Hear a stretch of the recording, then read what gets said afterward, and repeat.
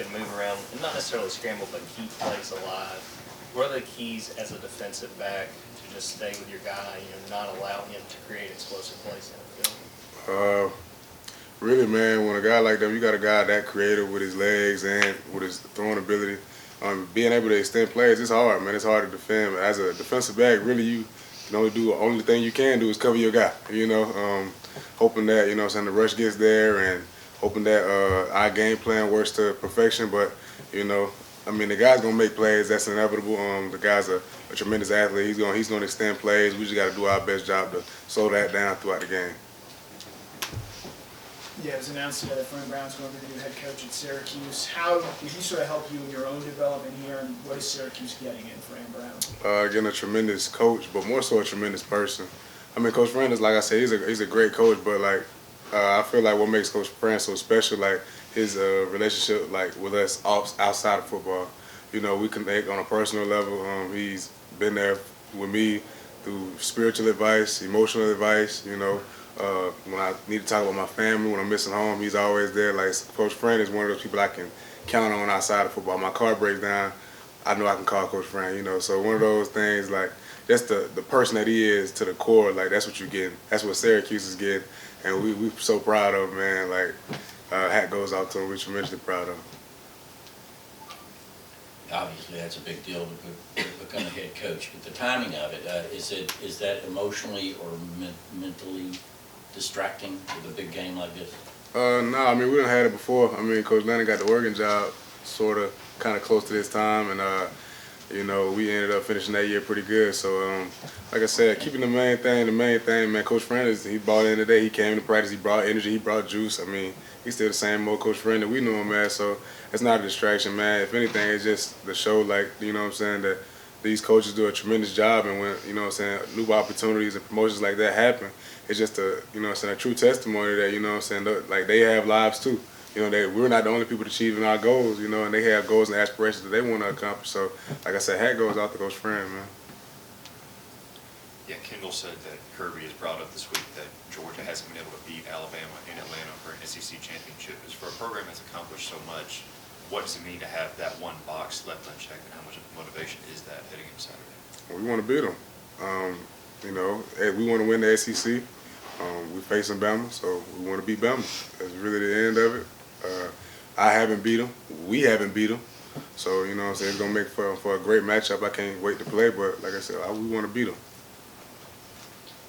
If I'm going to get back to Coach Brown for a minute, did he let you guys know whether or not he's going to continue coaching with the team through the bowl, through the playoffs, or is he going to go immediately to Syracuse? We didn't really ask him that. We kind of just, focused our mindset on Bama. We can't really dial into what Coach Fran going to do. I'm pretty sure he'll let us know, if he decides to do whatever he decides. But like I said, right now our focus is on Bama. He hasn't told you yet, in other words? No, probably not. No, I ain't heard nothing. Yeah. Obviously, CJ and Raylan have had bigger roles of late. What have you seen from those two young linebackers? Guys come in to work, man. Guys come in. Coach Schumer does an amazing job of, getting guys ready in those big shoes. Being a linebacker at Georgia comes with a lot. You got to make calls. You talking to the D-line. You talking to the secondary. You talking to outside backers. You talking to the corners at times. So, that's big shoes to fill, and they embrace that role. They come to practice to work day in and day out. They make, of course, everybody makes mistakes here and there, but those guys, they learn quick, and they bought into, the standard in which we try to practice with and which we try to play with. And I feel like those guys are going to have a very bright future here. Javon, I know this is on the other side of the ball, but what has it been like to watch Kendall Milton have such success through all the last few weeks, going through the injuries he's gone through to now being playing so well for y'all at the right time? I'm excited for him, man. What better person to do the things that he's done but Kendall, you know what I mean? The guy's been through so much, as far as injuries and things like that. Probably not things going the way he wanted them to. But, we always say, God might not be there when you want him, but he's always right on time. So, like I said, man, I'm proud of him. He's definitely going in the right direction. I'm happy he's on my team. 6'2", 240 coming down here with a full head of steam, man. That's a lot. But like I said, man, I'm excited for him, man. I'm proud. Yeah, Kendall mentioned how chippy today's practice had been. I know you weren't thrilled with how the defense had played after Georgia Tech. Has that Georgia Tech performance maybe sort of recentered or refocused you guys into going into this Alabama game and saying, hey, we have a point to prove that that performance we put out last week isn't who this Georgia defense is? Really, I wouldn't even say we got a point to prove. We're just trying to win. And we know we can't beat that team without having good practices. So we're trying to stack days on top of days on top of days. The game's not going to be won on Saturday. The game's won throughout the week. Whichever team prepares the best, whichever teams have the best practice, whichever team attacks the days, you know what I'm saying, the moments throughout the days the best, I feel like going to win this game. So that's all we're trying to do, man. We're trying to win the moments. We're trying to take every rep serious. We're trying to really just get game day reps throughout the week. So when we get to the game, it's just second nature that we be able to play fast and free. What's it going to be like to go up against Jermaine Burton on a Saturday as opposed to on a practice field?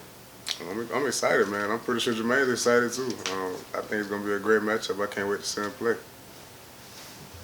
Javon, today Malachi was announced as a Jim Thorpe finalist. Just what has put him in this position where he's got a chance to take home the trophy as the nation's best defensive back? You know, it's crazy that we was making a little friendly competition that, you know what I'm saying, one of us was going to get it. And like, I mean, I'm not surprised at all, man. The guy is a special talent.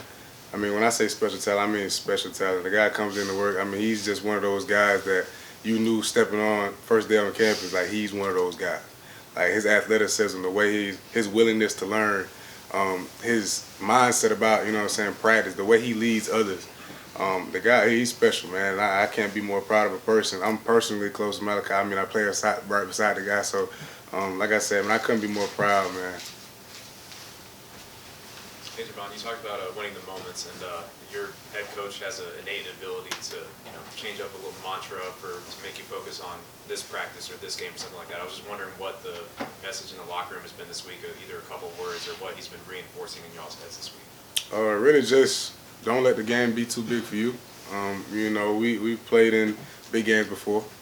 Like I said, just really just dialing in and doing the little things. Whichever team does the little things best, he feel like, you know what I'm saying, we feel like that they have a better advantage of winning this game. So just dial in on the little things, don't take them for granted, and really just dial in on the things that you can improve on. Those little small, you know what I'm saying, stepping stones that people take for granted, he said those are the things that you need to lock in on in order for you to be successful in this game. Let's take two more questions.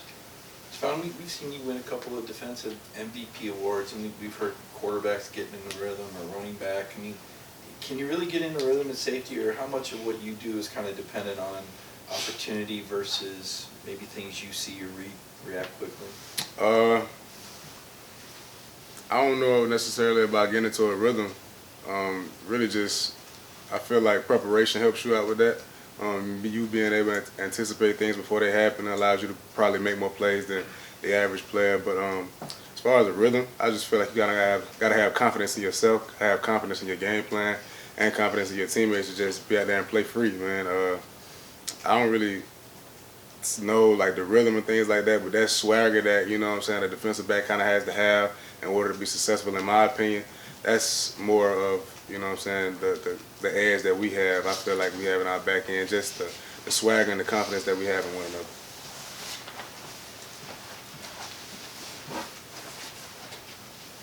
You guys got 3 wins at Mercedes-Benz Stadium last year. What do you think the vibes will be like when you walk in there? And is there anything different or special about playing there? It's always special. I'm a Georgia boy, so, I take pride in playing in that stadium, man. Really just, I mean, it's hard to get to the SEC championship, man. It's hard, and we don't take that for granted. What an opportunity, what an opponent that we're facing. And like I said, it's a great challenge ahead of us, and I'm trying to get it done. Thank y'all. Thanks, Javon.